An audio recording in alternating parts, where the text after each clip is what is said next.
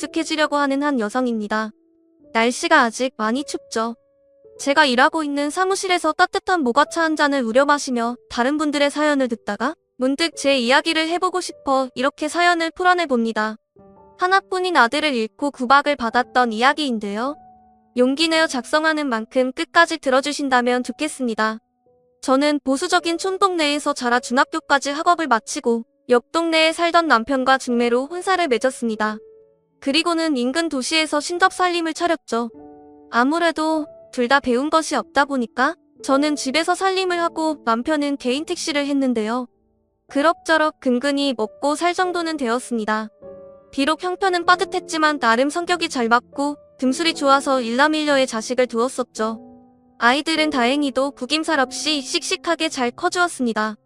특히 아들 녀석은 어찌나 어릴 때부터 밟고 깝을 던지온 동네 남자애들을 몰고 다니며 대장 노릇을 할 정도로 사교성이 좋고 서글서글한 성격이었습니다. 못 배운 부모를 둔 것이 미안해서 저희 부부는 자식들만은 교육을 시키기 위해서 노력했습니다. 아무것도 모르지만 물어 잘 가르친다는 학원도 보내고 성적이 부족하면 공부 잘하는 옆집 아이에게 부탁해서 우리 자식들을 가르쳐달라고 시키고요. 그렇게 큰 딸은 초등학교 교사가 되고 싶다기에 교대로 진학을 시키고 둘째인 아들은 엔지니어가 되고 싶다고 하여 그쪽으로 공부를 시켰습니다. 그럭저럭 사람들이 이름 대면 아는 대학에 조선해양공학과를 졸업한 아들은 들으면 와 하는 전문직은 아니었지만 열심히 일하면서 먹고 살 걱정들은 없는 직업이라 고생한 보람이 있는 것 같다 뿌듯하더군요. 아들은 대학 졸업 후 조선기사 자격증을 딴다며 한동안 바쁘게 보였습니다. 그 이듬해 아들은 당당히 국내 대기업 중 하나인 현대중공업에 취직을 했어요. 저는 저의 못 배운 한이 조금이나마 자식들을 통해 풀어지는 것 같아 여한이 역시 기뻤습니다. 딸 역시 교생 실습을 나간다 어쩐다 하더니 임용 준비를 2년 하고 초등학교 교사가 되었지요. 아휴 어떻게 이리 자식들을 잘 키웠어? 이제 자식들은 다 장성하고 우리는 인생의 많은 과업들을 끝내고 노후 준비에 힘쓰면 되는 시기가 오는 건가 싶어 마음도 편하고 좋았습니다. 물론 자식들의 혼사 문제가 남아있었지만요. 딸은 근무가 힘들다며 결혼 생각이 없다 누누이 말하더니 그래도 나이가 좀 차자 결혼을 하긴 해야겠다고 선을 보겠다고 하더군요. 직업이 교사라 선호 직업이다 보니 나름 괜찮은 조건의 남자들과 선을 계속 봤습니다. 딸아이가 인물도 나쁘지 않고 성격도 다정한 편이어서 곧 7급 공무원을 하는 총각과 선을 보고 몇 번 더 만나 연애를 하더니 결혼을 하겠다고 했습니다. 그렇게 장녀인 큰딸의 혼사를 정신없이 치르고 이제 아들만 장가 보내면 되겠다 싶어 우리는 차만 아가씨 어디 없나 하면서 눈에 불을 켜고 찾아다녔죠. 회사를 다니는 아들은 아침과 저녁에만 볼 수 있었는데요. 저는 아들을 볼 때마다 이제 내 나이도 있는데 그만 놀고 장가 가야 되지 않겠냐며 계속 이야기를 했습니다. 아들은 처음에는 알겠다고 하더니 나중에는 짜증을 내더군요. 아 엄마 진짜 결혼 얘기 좀 그만해요. 요즘은 남자도 결혼해서 평생 처자식한테 돈 쏟아붓고 사는 거 별로라고요. 저는 진짜 괜찮은 사람 아니면 안 하고 싶어요. 아니 그래도 결혼을 해야지. 결혼해서 자식 낳고 기르는 기쁨이 얼마나 큰지 아니?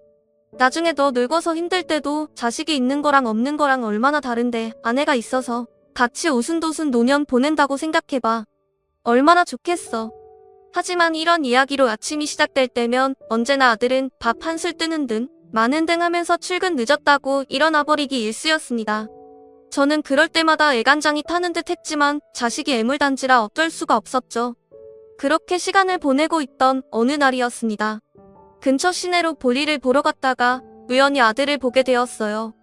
저는 점심시간이라 잠깐 나왔나 생각하면서 아들에게 인사를 하려고 다가갔습니다. 그런데 세상에 아들의 옆엔 웬 젊은 아가씨가 있는 거 아니겠어요? 저는 화들짝 놀라서 아니 우리 아들이 여자친구가 있었구나 싶어 일단 인사를 하지 않고 그 아가씨를 관찰했습니다. 하얀색 정장 자켓에 회색 플레어 치마를 입고 긴 생머리에 날렵한 맵시가 돋보이는 딱 봐도 이쁘장한 아가씨였습니다.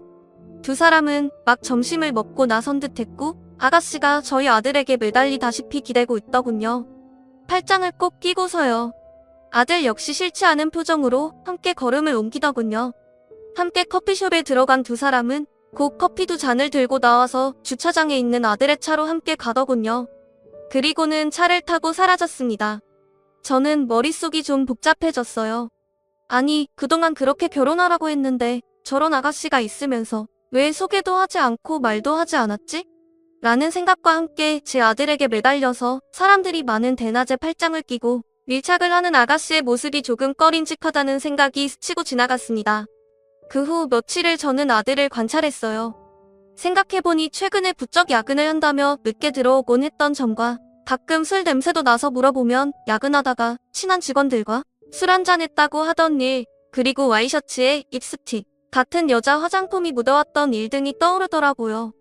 저는 아들이 만나는 아가씨가 있는 것은 좋은 일이지만 어쩐지 그때 본 그 아가씨는 아니면 좋겠다는 생각이 들었습니다. 그러나 저의 이러한 불길한 예감을 틀리지 않더군요. 그렇게 한 달쯤 지났을까요? 아들이 이번 주말에 식사나 같이 하자고 토요일 점심에 식당에서 소개할 사람이 있다고 하더군요. 저는 혹시나 싶었지만 사정을 모르는 남편은 기대되는 표정으로 누구를 데려오려고 하나 궁금했습니다. 우리는 그렇게 아들이 소개한다는 여자친구를 갈빗집에서 기다리고 있었어요. 끼익하고 가게 문이 열리고 젊은 여자 한 명이 들어오더군요. 바로 제가 본 그 아가씨였습니다. 오늘은 아이보리색 블라우스에 검정 치마로 단정하게 입고 있더군요. 제대로 앞모습을 보니 상당한 미인이었습니다.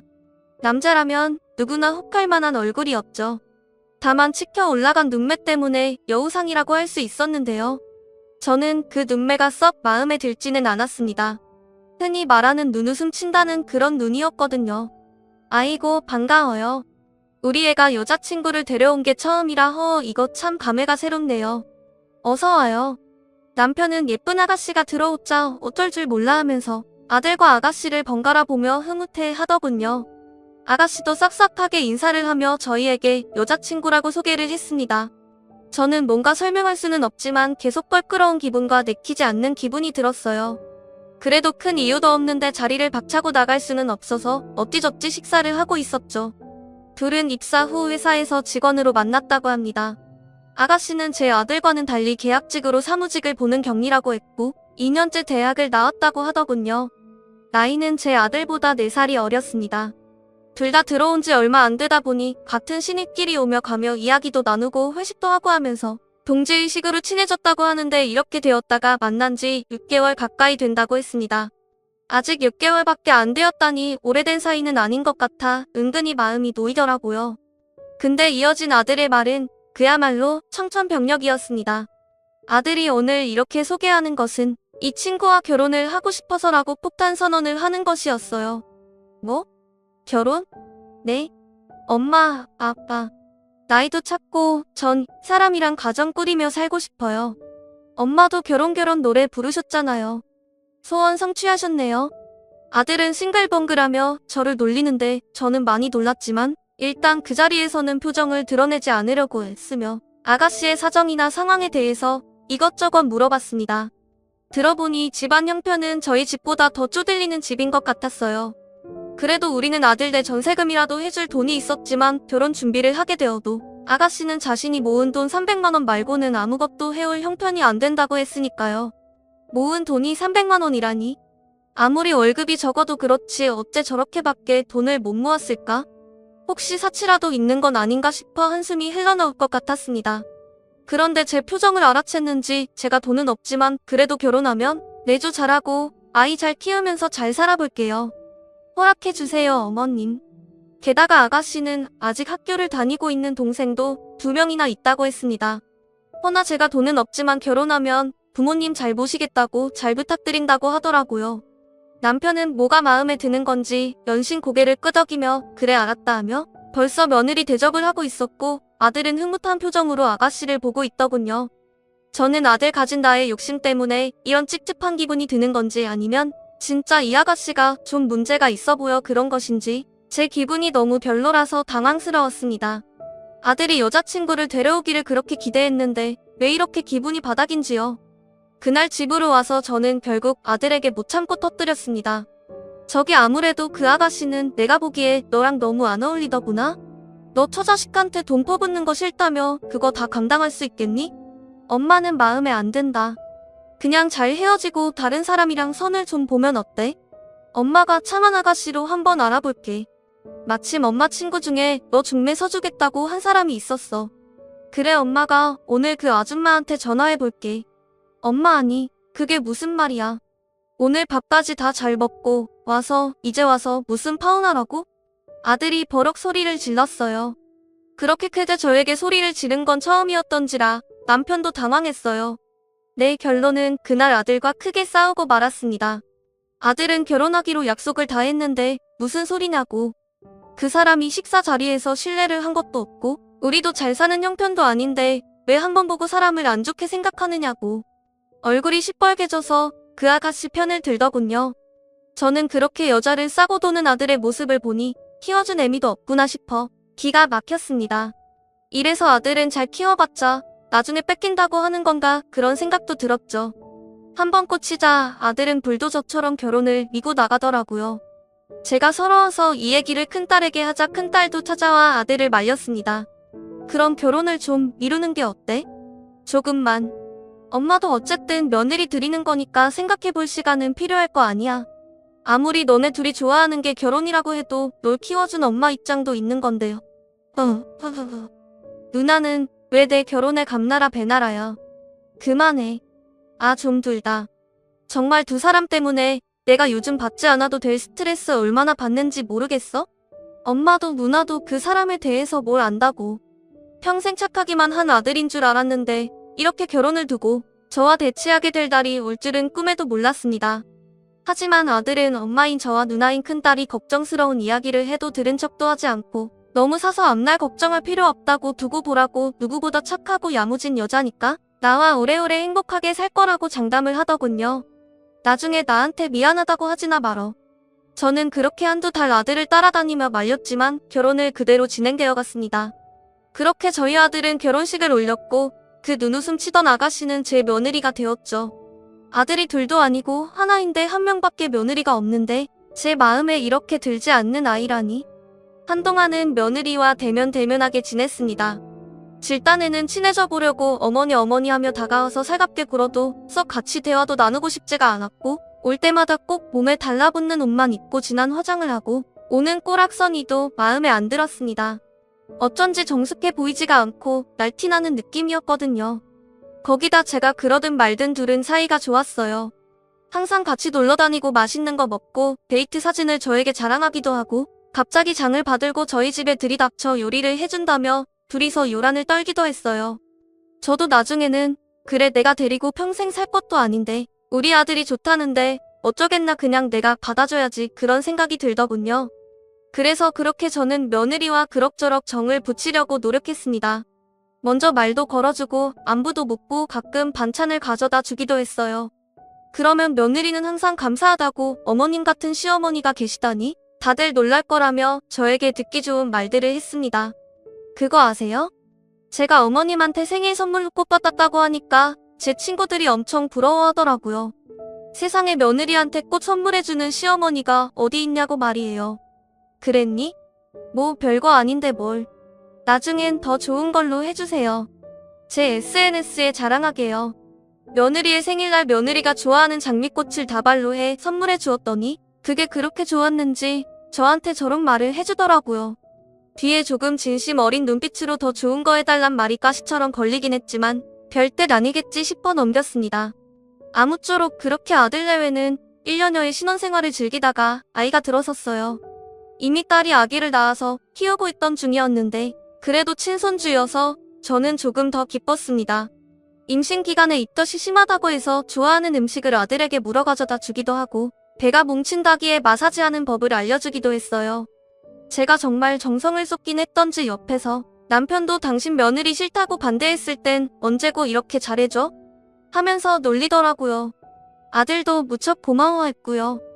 근데 며느리의 행동은 조금 마음에 걸리는 부분이 있었습니다. 제가 음식을 갖다 주기 시작하자 언젠가부터는 당연하게 요구를 하더라고요. 어머님 저번에 제가 맛있게 먹었던 그 나물무침 있잖아요. 그거 이름이 생각이 안 나는데 아무튼 그거 좀 해다가 가져주실 수 있으세요? 오늘 말이니? 오늘은 내가 좀 바쁜데 친구가 집에 온다고 해서. 아, 그래요? 어쩔 수 없죠. 그럼 내일은 꼭 해다 주세요. 뭐라고 해야 할지 저를 너무 편하게 생각하는 것 같더라고요. 그래도 며느리는 저에게 떡두꺼비 같은 손주를 안겨주었습니다. 손주는 갓난아기지만 이목구비가 뚜렷하고 귓골이 장대한 것이 제 아들 골격을 닮았더군요. 저는 그동안 며느리가 마음에 들지 않았던 마음이 손주를 보면서 내려가는 것을 느꼈습니다. 이렇게 듬직한 아들을 낳아줬고 이 집안대를 이어줬으니 이제 더 이상 믿게 생각하지 말자고 혼자 다짐을 했어요. 그 이후로 몇 년 동안은 아들네는 정신없이 살았습니다. 애기 키우랴 회사에 하랴 아들은 항상 피곤해 보였죠. 요즘은 아빠들도 육아에 참여해야 한다면서 오랜만에 다 같이 수목원에 주말 나들이를 갈 때도 땡볕에 내내 아들이 아기띠를 하고 아기를 안고 있더라고요. 땀을 비오듯이 흘리는데도 며느리는 그늘에 앉아 본인 팔에 선크림을 바르고 있고 제 아들만 땀을 홍수같이 흘리면서 아기를 계속 안고 다녔습니다. 보다 못한 제가 아기를 받아들고 1시간을 아기띠를 하고 다녔더니 머리가 어지럽고 일사병이 오는 것 같더라고요. 그리고 며느리는 제가 안색이 안 좋자 그제야 아기를 받아들었습니다. 요즘 젊은 여자들은 아기 돌보는 것을 반반하자고 주장한다더니 제 며느리가 딱 그 짝이었어요. 저는 맞벌이도 하지 않고 집에만 있으면서 우리 아들 고생 그만 시키라고 화내고 싶었지만 그러다가 또 화살이 아들한테 가서 저 없을 때 며느리가 구박할까봐 그런 이야기도 하지 못하고 참았습니다. 그렇게 세월은 흘러서 친손주가 6살쯤 되던 무렵이었어요. 갑자기 며느리에게 다급한 전화가 왔습니다. 어머니 지금 빨리 삼성병원으로 오세요. 아기 아빠가 지금 많이 다쳤대요 어머니. 저는 그 소리를 듣자마자 정신없이 남편과 함께 병원으로 달려갔습니다. 이게 무슨 마른 하늘의 날벼락 같은 소리인지 허겁지겁 병원에 도착하여 응급실로 왔더니 이미 수술 중이라며 수술실 앞으로 저희를 안내해 주더군요. 거기에는 망연자실한 표정으로 주저앉아 있는 며느리와 영문도 모른 채 끌려온 손주가 있었습니다. 얘야 무슨 일이니? 저는 의자에 엎어져 있던 며느리의 어깨를 흔들며 대답을 재촉했습니다. 힘없이 늘어져 있던 며느리는 고개를 들어 눈물로 엉망이 된 얼굴로 말을 하더군요. 어머니 회사에서 출장 마치고 밤늦게 오는 길에 고속도로에서 오중추돌 사고가 났대요. 사고가 너무 크게 나서 차량이 전복되고 지금 준수 아빠가 의식이 없대요. 어떡해요 어머니? 그 사람 못 깨어나면 저 어떡해요? 저는 머릿속이 하얗게 변하는 것을 느꼈습니다. 뉴스에서나 보던 오중추돌 사고라니 왜 제 아들에게 이런 일이 일어난 것일까요? 지금 이날까지 성실하게 남한테 나쁜 짓 하지 않고 살아온 그저 착한 내 아들한테 저는 다리에 힘이 풀려 털썩 주저앉아 버렸습니다. 아무 말도 할 수가 없고 눈물만 줄줄 흘렀습니다. 이상하게도 아들이 태어났던 순간 첫동아리를 하며 내 품에 안기던 그 따뜻한 느낌과 또 아들이 유치원에 가던 날과 중학교 고등학교를 거쳐 군대에 간다고 늠름하게 말하던 날등 아들과 함께한 시간들이 파노라마처럼 쫙 펼쳐지면서 눈물이 계속 샘솟아났습니다. 마치 이제 아들과 이별을 준비하라고 누군가 알려주는 것처럼요. 그렇게 저는 제 인생에서 가장 끔찍한 경험을 하게 되었습니다. 제 아들이 저보다 먼저 죽는 경험을요. 자식은 부모를 흙속에 묻고 부모는 자식을 가슴에 묻는다고 하던가요? 저와 남편은 끔찍한 고통과 깊은 슬픔으로 몸부림쳤습니다. 아들이 수술 중 사망했다고 말하는 의사 선생님의 목소리도 잘 들리지 않고 그 순간에 제가 무엇을 했는지 어떤 정신으로 어떻게 서 있었는지 지금 와서 생각해보면 아무것도 제대로 떠오르지 않아요. 마치 남의 일을 보는 것처럼 계속 실신했다가 깨어나고 또 실신했다가 깨어나는 것을 반복했습니다. 깨어나면 링게를 맞고 있었고 또 잠이 들면 아들 꿈을 꾸었고요. 저는 그렇게 산송장처럼 아들의 장례식까지 다 치르고 나서야 겨우 지금이 몇 시구나 오늘이 며칠이구나 정도를 분간할 수 있는 정신이었습니다. 나중에서야 들은 이야기지만 제가 거의 미친 사람처럼 아무것도 분간하지 못하고 호소리를 하고 계속 쓰러져 있어서 장례 고모고 남편과 딸이 도맡아서 했다고 하더군요. 그렇게 저는 자식을 앞서 보낸 부모가 되어 산 것도 아니고 죽은 것도 아닌 상태로 지내게 되었습니다. 조금이라도 좋은 것을 보거나 좋은 것을 먹으면 아들 생각이 나서 견딜 수가 없었어요. 우리 아들이 좋아하던 물건이나 음식을 보면 아무것도 할 수가 없었고 숨이 막히는 것 같았습니다. 지독한 슬픔이었죠. 자식을 앞세우고 살아간다는 것은 하루하루 지옥의 고통을 겪는 것이었어요. 당연히 내가 늙어 죽는 게 술리고 그때 아들이 내 손을 잡아줄 줄 알았건만 무엇이 급하다고 이렇게 급하게 가버렸는지 아들 녀석이 너무나 불쌍하고 또 원망스럽기도 했습니다. 며느리와 손주는 아들이 그렇게 된 후로 여기서 못 살겠다며 인근 도시로 이사를 갔습니다. 저 너무 힘들어요. 제 아들 데리고 여기서 못 살 것 같아요. 죄송합니다. 어머님, 아버님. 그래, 그렇겠지. 일단 우리가 얼마라도 지어줄 테니 쓰고 필요하면 얼마든지 또 말해라. 네, 어머님. 생계를 어떻게 꾸릴지 걱정이라기에 당장이라도 융통해서 쓰라고 저희가 모아둔 비상금 몇천만 원도 털어주었습니다. 일자리 구하고 형편 나아지면 천천히 갚으라는 말과 함께요. 아들을 닮은 손주가 눈에 밟혀 손주를 우리에게 맡기고 일하는 것은 어떠냐고 하자 며느리는 아니라고 자신이 데리고 키우며 일을 구해보겠다고 했습니다. 그때만큼은 남편이 죽은 큰일이 있음에도 자기 자식 건사하고 살려고 하는 그 모습이 야무져 보이고 고마웠습니다. 우리 아들이 골랐던 여자가 괜찮은 애였구나 하는 생각도 들었고요. 그런데 아들이 죽은 지 1년쯤 되던 어느 날 우리 부부는 너무도 큰 인생의 위기를 맞이하고 말았습니다. 갑자기 전세를 살고 있던 집을 비워달라는 얘기를 들었어요. 무슨 소리냐고 하니 집주인이 파산을 해서 집이 경매로 넘어가게 되었다고 전세금 찾을 수 있게 전세권 설정은 해놓으신 거냐고 부동산에서 묻더군요. 저는 놀라서 허둥지둥 전세금 설정이라는 절차를 우리가 전세 얻을 때 했는지 알아보았는데 아는 것이 없던 저희가 그만 제대로 전세금 설정을 하지 않았더라고요. 그래서 다급하게 부동산을 붙잡고 이거 어떻게 되는 거냐고 묻자 이렇게 되면 돈을 받는 게 후순위로 밀리게 되며 전세금을 찾을 수 있을지 없을지 알 수 없다고 죄송하다고 하는 것이었습니다. 저희 부부는 너무 당황해서 사방으로 물어보고 알아봤지만 전세금을 찾을 길이 없다는 것이었어요. 하루아침에 전세금을 다 날리고 오갈 데가 없는 거지 꼴이 된 것이었죠. 너무도 황망하여 어떻게 할까 하다가 일단은 멀리 사는 딸에게 가는 것보다는 가까운 곳에 있는 며느리에게 가야겠다 싶었습니다. 며느리에게 할 말이 있으니 지금 집 쪽으로 가겠다고 얘기를 하고 대충 필요한 생필품만 여행 가방에 챙긴 후에 남편과 며느리가 사는 집으로 택시를 타고 갔습니다. 며느리가 사는 아파트에 도착하자 며느리는 마중을 나와 있더군요. 그런데 뭔가 피곤한 기색이더라고요. 아가 잘 있었니? 이거 짐 좀 집으로 올리거라. 우리가 살던 집이 경매로 넘어가는 바람에 한동안 거쳐 마련할 때까지만 니네 집에 좀 있어야겠다.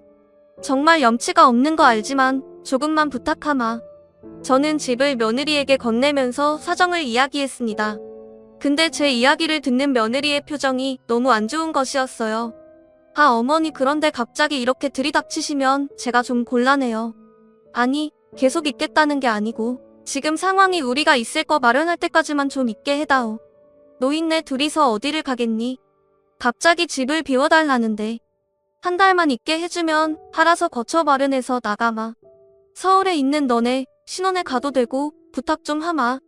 저는 재차 부탁조로 사정을 말하며 며느리에게 이야기했죠.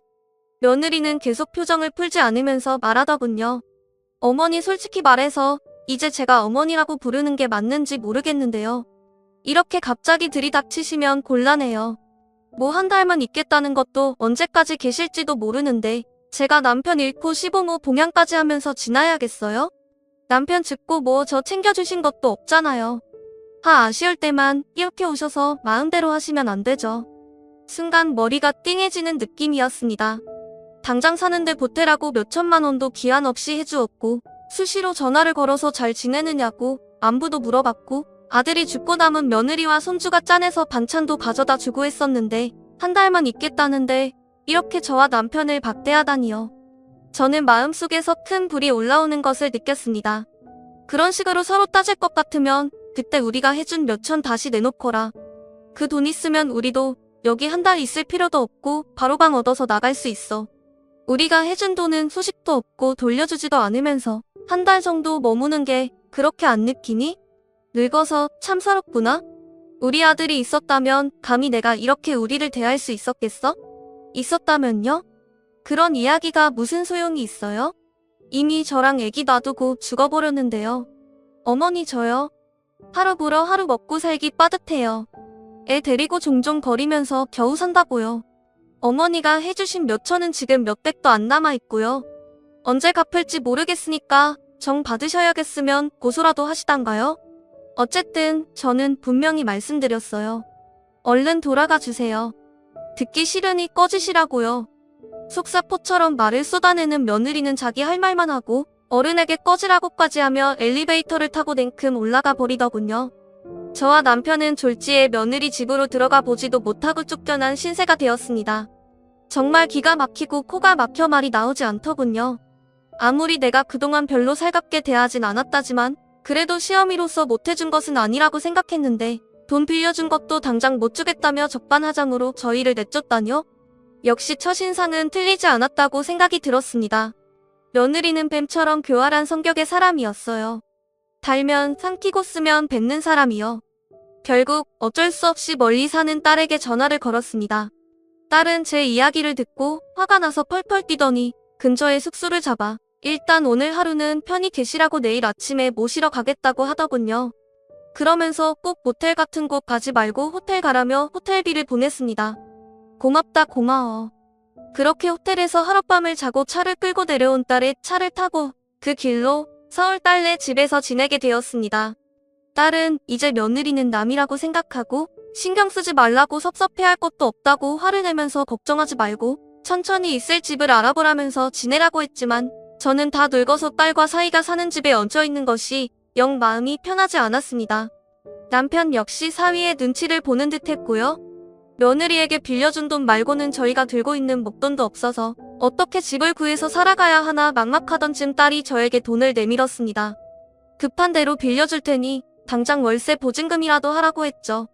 그리고 소일거리 삼아 친한 언니가 하는 부동산 사무실에 아르바이트를 해보라고 하더군요.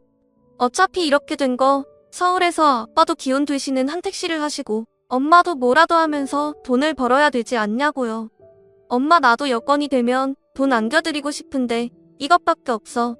일단 엄마랑 아빠가 돈 벌고 있으면 나도 틈틈이 돈 붙일게. 엄마 미안해. 저는 다 늙어서 일을 배우는 것이 괜찮을까 걱정이 앞서지만 당장 집을 얻으면 생활비도 필요하기에 딸이 구해준 일자리를 일단 도전해보기로 했습니다. 부동산은 대표를 소장이라고 부르고 밑에 있는 직원을 실장이라고 하더군요. 저는 60이 다 되어가는 늦깎이 나이에 최 실장이 되어 사회생활을 하게 되었습니다. 자격증을 딴 지도 오래되었을 뿐더러 이론과 실무는 달라서 한동안은 정말 힘들었죠. 아주머니들이 많이 오가는 아파트를 주로 취급하는 사무실이었는데 월급은 작았지만 소장님은 제게 친절하게 대해주시더군요. 그냥 동네 아줌마들하고 집값이나 아파트 이야기로 수다를 떤다고 생각하라고 편하게 생각하고 이야기하다 보면 속에도 일거리도 들어오곤 한다며 팁을 알려주시더군요. 사무실 일을 시작한 지 1년쯤 지나자 주변 상가 상인들하고도 얼굴이 있고 또 항상 고구마며 계란이며 간식을 많이 싸들고 다니면서 나눠주고 인사도 하자 많이 친해지면서 정말 속에도 일이 하나 둘씩 들어왔습니다. 또 손님들이 듣기 좋으라고 하는 소리인지 몰라도 저에게 실장님은 우리 엄마 같이 푸근해서 좋다고 다른데 같이 돈 따지는 느낌이 안 들고 손님 입장을 먼저 배려해 주셔서 좋다는 칭찬을 많이들 해주셨어요. 실장으로 그렇게 점점 자리를 잡아가자 제 수입도 늘어났습니다. 저는 1년을 꼬박 열심히 모은 돈으로 전세자금 대출을 끼고 전세로 집을 돌리고 또 계속 열심히 일을 했어요.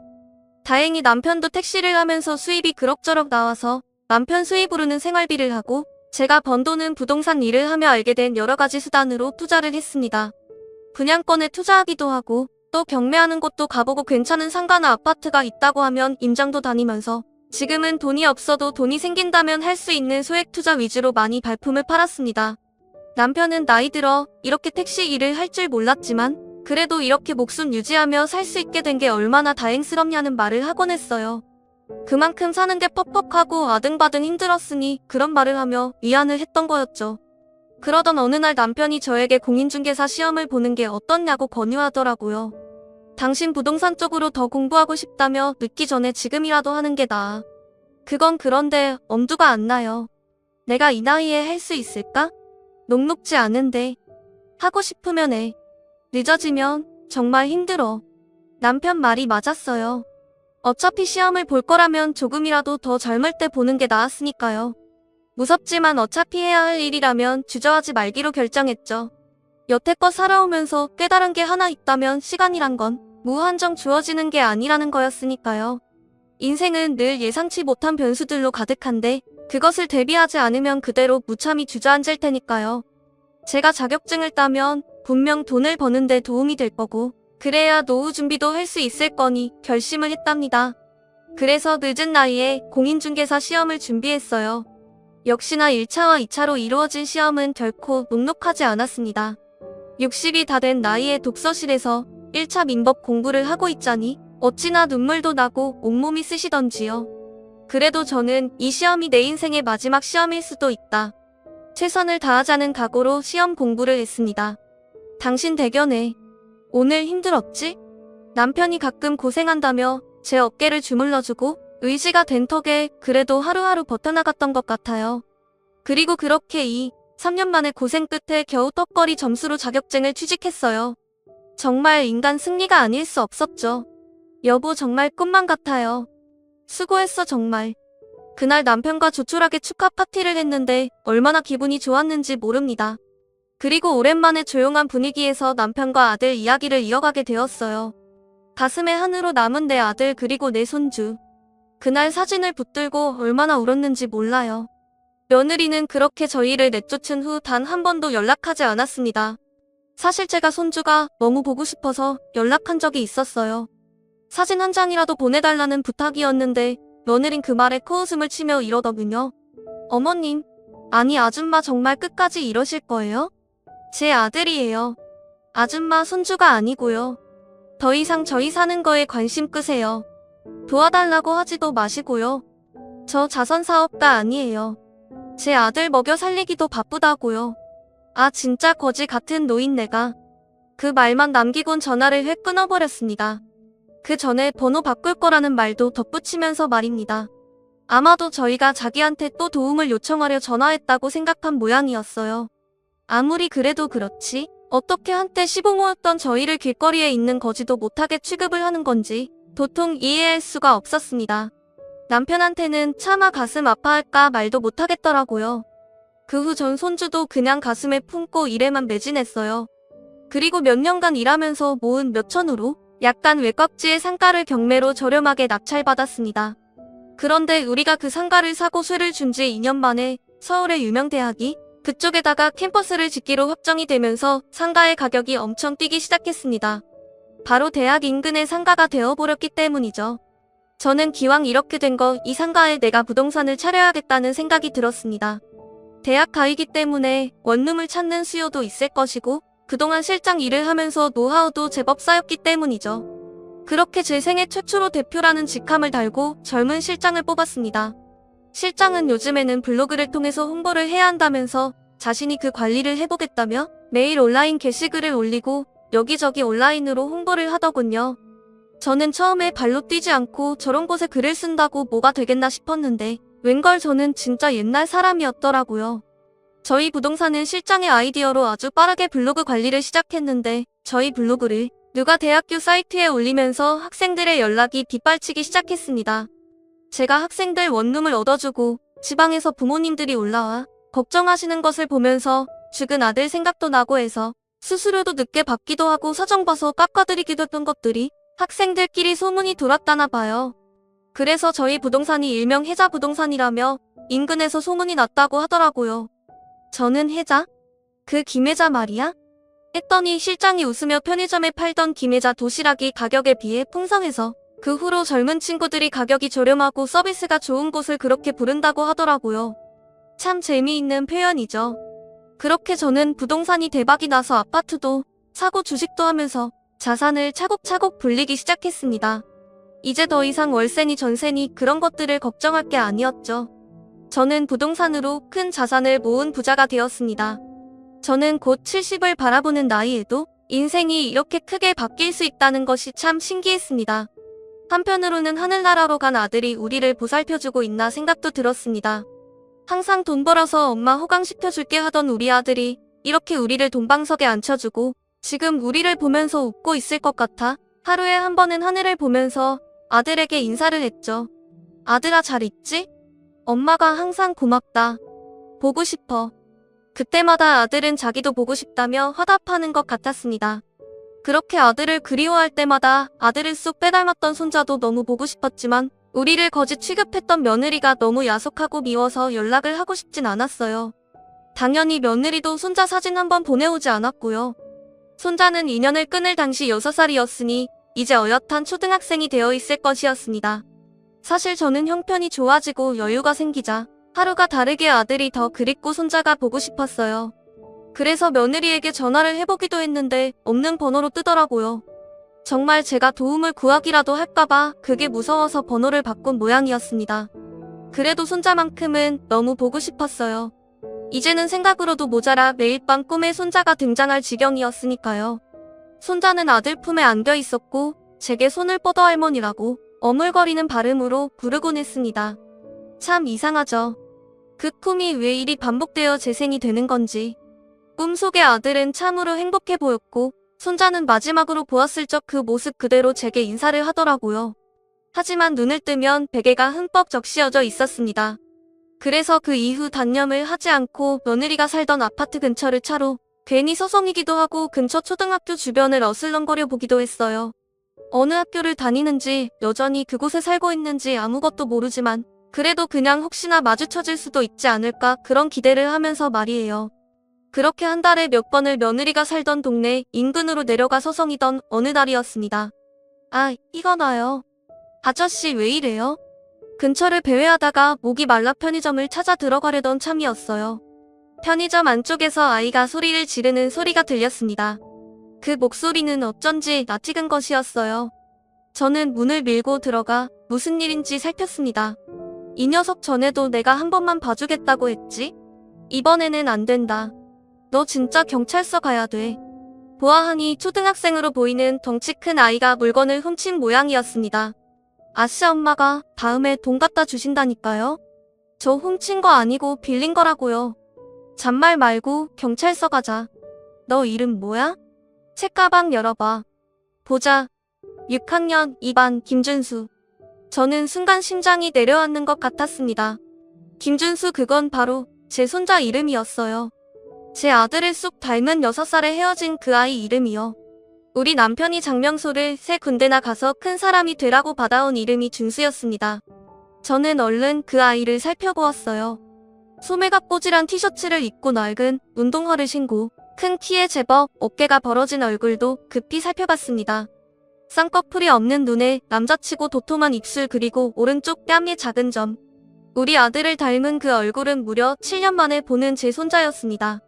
저는 너무 놀라서 제 손자에게 달려가 멱살을 잡고 있는 사장님의 손을 떼어냈어요. 사장님 아직 초등학생인데 얘한테 이러시면 안 되죠. 이 학생 먹고 싶은 거 제가 고르라고 했어요. 제가 돈 다 낼 테니 이 아이는 그만 보내주세요. 제가 갑자기 나서서 돈을 내겠다고 하며 아이 앞을 막아서자 사장님은 의아한 표정이었어요. 사모님, 이 애는요. 이 동네에서 중도둑질로 유명한 애예요. 엄마는 어딜 가는지 혼자 배고파서 항상 여기저기서 훔쳐 먹고 다닌다고요. 그렇게 편들어 주시면 내일 또 도둑질할걸요? 혼줄이 나야 된다고요. 저는 편의점 사장의 말을 듣자 정신이 아득해지는 것을 느꼈습니다. 며느리에 대한 분노가 치밀어 올랐어요. 혼자 아이 키우며 열심히 살겠다더니 이곳이 이딴 식으로 애를 키워? 우리 집 귀한 자손을 이렇게 중도둑질을 하게 만들어? 저는 분기탱천해서 사장님께 이야기했습니다. 지금 누구 보고 좀도둑 어쩌니 저쩌니 하는 거예요? 이 아이는 제 손자라고요. 정말 못하는 소리가 없으시네요. 제가 그동안 훔쳐간 거 10배로 물어드릴 테니까 지금 막말하신 거 당장 사과하세요. 사과 안 하시면 고소 진행할 테니 알아서 하시고요. 그리고 여기 이것의 명함이니까 앞으로 이 아이가 물건 그냥 가져가면 제 앞으로 청구하세요. 그렇게 저는 어리둥절해하는 제 손자를 끌고 편의점을 나왔습니다. 손자는 제가 누군지 모르겠다는 표정으로 제 얼굴을 살피고 있었죠. 저는 그 아이의 얼굴을 만지며 눈물을 흘렸어요. 준수야, 준수야 할미다. 할미야, 옆 동네 살던 할미 기억 안 나? 너 5살 때 할미랑 놀이동산 가서 솜사탕도 사 먹고 그랬잖니. 할미가 장난감 로봇도 사주고 같이 기차도 탔었잖아. 할미 기억 안 나? 세상 떠난 이 아빠 엄마란다. 아이고, 우리 강아지. 그래, 지금껏 어찌 지냈어? 할미는 매일매일 우리 강아지가 보고 싶었어. 너무너무 보고 싶었어. 아가야, 어디 얼굴 좀 보자. 아이고, 많이 컸네 이놈아. 저는 저를 보며 눈을 굴리는 손자를 그렇게 얼싸안고 기쁨의 눈물을 철철 흘렸습니다.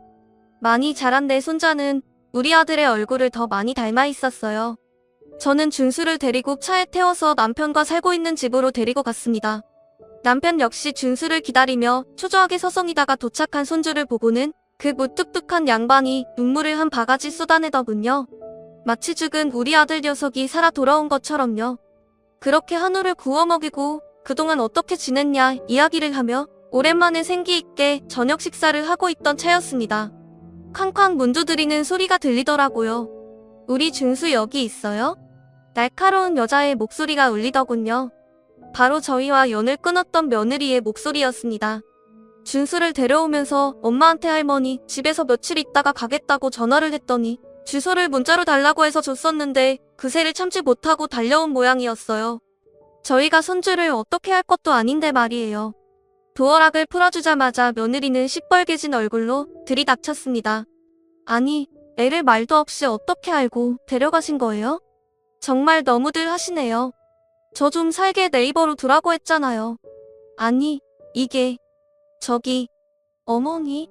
화가 나 소리를 지르던 제 며느리는 문을 열고 보이는 60평대 아파트의 넓고 깔끔한 모습, 그리고 그 안을 가득 채운 고급 가구들에 크게 놀란 모습이었습니다. 갑자기 언성을 낮추더니 두리번 집안을 부산스럽게 살피더군요. 저는 새삼 정이 떨어지는 것을 느끼며 오랜만에 보는 며느리에게 침착하게 말했습니다. 어서 오너라. 오랜만이지? 잘 지냈니? 아, 네? 저기, 여기가 혹시 어머니 일하시는 집인가요? 일하는 집? 무슨 헛소리냐? 내 돈으로 산 내 집이지. 내가 무슨 늙음하게 가정부라도 하고 사는 줄 알았니? 아, 근데 어떡해. 제 핀잔의 며느리는 그제야 정신이 드는지 제 옷차림이며 남편 옷차림새 등을 살피는 것이었어요. 그러더니 단박에 표정을 바꾸더라고요. 어머님, 아버님. 그동안 인사 못 드리고 죄송합니다. 제가 애 키우면서 혼자 일을 하다 보니까 사는 게 퍽퍽해서요. 잘 지내셨죠? 건강은 어떠세요? 먼저 연락을 드렸어야 했는데 제가 폰번호도 바뀌고 해가지고 죄송해요. 너무 뵙고 싶었어요. 순간 토할 것 같이 속이 역겨웠지만 저는 애써 웃으며 말했습니다. 아가, 마음에 없는 소리 안 해도 된다. 마침 왔으니 잘 됐구나. 우리 준수를 그동안 아주 훌륭하게 잘 키웠더구나. 우리 손주가 동네에서 아주 유명하던데 내가 그동안 잘 키웠으니 이제 내가 좀 걷어볼까 하는데 내 생각은 어떠니? 뭐라고요? 어머님이 왜 제 아들을? 어머님이 그래도 어미한테서 자식 뺏으려 하시면 안 되죠. 아니, 자식을 뺏고 싶으시면 차라리 저희 잘 살 수 있게 도와주세요. 그게 나아요. 제 말에 며느리는 움찔하더니 그때부턴 기를 쓰고 아부를 해대기 시작했어요. 사느라 바빠서 그랬던 것이지 그냥 동네 장난꾸러기인데 그런 것이라고. 제가 잘 챙기고 있었다고. 이제 와서 부모님께서 돌보시기는 힘드시지 않겠냐고. 아이도 엄마랑 있는 것이 낫다는 등 계속 횡설수설하며 억지 웃음을 짓고 땅을 뻘뻘 흘리는 것이었습니다. 그야말로 혼자 원맨쇼였죠. 그러면서 생활비 명목으로 돈을 요구하는데 기가 찼습니다. 며느라, 한때 정을 생각해서 내가 마지막으로 말 한마디만 하마. 손주에 관한 모든 권리를 우리한테 넘기고 넌 뒤로 물러서라. 이제 우리가 우리 핏줄 건사하고 번듯하게 교육시키고 대학도 보낼 테니까 그렇게 알아. 하늘에 있는 아들도 그걸 바랄 거다. 안 돼요. 어머니, 말도 안 되는 소리 하지 마세요. 그이가 왜 그걸 바라겠어요? 아들 데려가는 건 안 돼요. 절대. 차라리 돈을 내놓으시라니까요. 며느리의 달라는 말은 내놓으란 말로 바뀌었어요. 그리고 저는 그 말에 속이 다시금 부글부글 끓는 게 느껴졌습니다. 사실 저는 며느리가 오기 전 손주한테 들은 것들이 있었습니다. 며느리가 얼마나 아이를 방치했는지 글쎄 손주가 울먹이면서 이런 말을 하는 것이었어요. 엄마한테 남자가 한 명 있는데 그 남자랑 놀다 오느라 자기는 밥도 안 챙겨주고 그냥 나간다는 것이었습니다. 자기한테는 관심이 하나도 없고 배고프면 계란 후라이 하나 구워주고 나가는데 어떤 날은 쫄쫄 굶어 기력 없이 누워있던 날도 있었답니다. 세상에 그 말을 듣고 얼마나 기가 막히던지 경을 칠 노릇이었습니다. 그래서 제가 남편에게 손주를 데리고 방에 들어가 있으라고 한 다음 며느리만 나오게 해 카페로 향했습니다. 그 점들을 들먹이며 그대로 말하자 며느린 말을 잊지 못하더라고요. 내가 남자랑 놀아나느라 애는 방치해두고 써돌아다녔다는데 내가 애한테 들은 소리가 있는데 이제 와서 엄마 노릇이 하고 싶니? 어머니 그건 어머니라고 부르지 말라 하지 않았어? 아줌마라고 했잖니? 그거 다 잊은 거야? 고제 까먹은 거야? 널 보면 내가 인간이 얼마나 무서운 존재인지 새삼스레 다시 알게 된다. 좋은 말로 할 때 내 손주 포기해라. 넌 그냥 네 하던 대로 자유롭게 살아. 며느리는 크게 충격을 받은 듯한 모습이었어요. 저는 좋게 말할 때 나가지 않으면 내가 가진 재력으로 평생 너를 괴롭히겠다고 조용히 물러나라고 한 번 더 말하면서 일어서려 했습니다. 근데 며느리가 갑자기 사람들 다 보는 앞에서 무릎을 꿇으며 울더라고요. 어머님, 제가 그때 사는 게 급해서 너무 막막해서 그랬어요. 저희도 살기 어려우니까 그래서 그랬던 거예요. 어머님, 노여움 푸시고 한 번만 저희 걷어주세요. 그 제가 만난다는 그 남자도 제가 마음이 너무 힘드니까 그래서 잠깐 만난 거지. 그 남자랑 평생 산다거나 그럴 생각 없어요. 정말이에요. 며느리는 지금 만나는 남자도 당장 정리를 하겠다며 저에게 울고불고 사정을 하는데 그 꼴도 보기가 싫었습니다. 그래서 저도 모르게 앞에 있던 물잔을 들어 며느리 얼굴에 부어버렸어요. 이제 내가 꺼질 차례야. 어서 꺼져. 며느린 물을 맞고서야 정신이 차려진 건지 아무 말 없이 흐느끼더라고요. 그 후로 저희 가족은 준수와 함께 즐겁게 지내고 있습니다.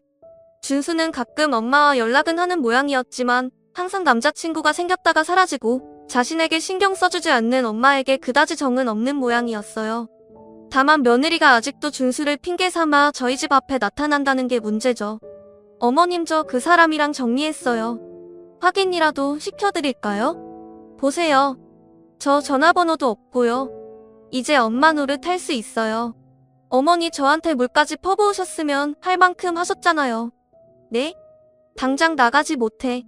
보다 못한 남편이 버럭 화를 내며 경찰을 부르겠다고 하자 꽁지 빠지게 도망가긴 했습니다. 하지만 며느리의 욕심은 아직도 채워지지 않은 모양이었어요. 도대체 어디까지 가야 그 욕심의 끝이 보이는 건지 저희 집에 붙어 살며 자기 하고 싶은 대로 살 욕심이 눈앞에 뻔히 보이는데 그게 추한 건지 더러운 건지도 모르고 하는 꼴이 이제는 불쌍히 여겨질 정도였습니다. 다행히 손주가 지금은 엄마에 대한 정이 크게 없어 저희가 며느리를 쫓아내도 아무 말도 안 하고 있지만 나중에 준수가 더 커서 저렇게 빌부터 동정을 구할까봐 걱정도 됩니다.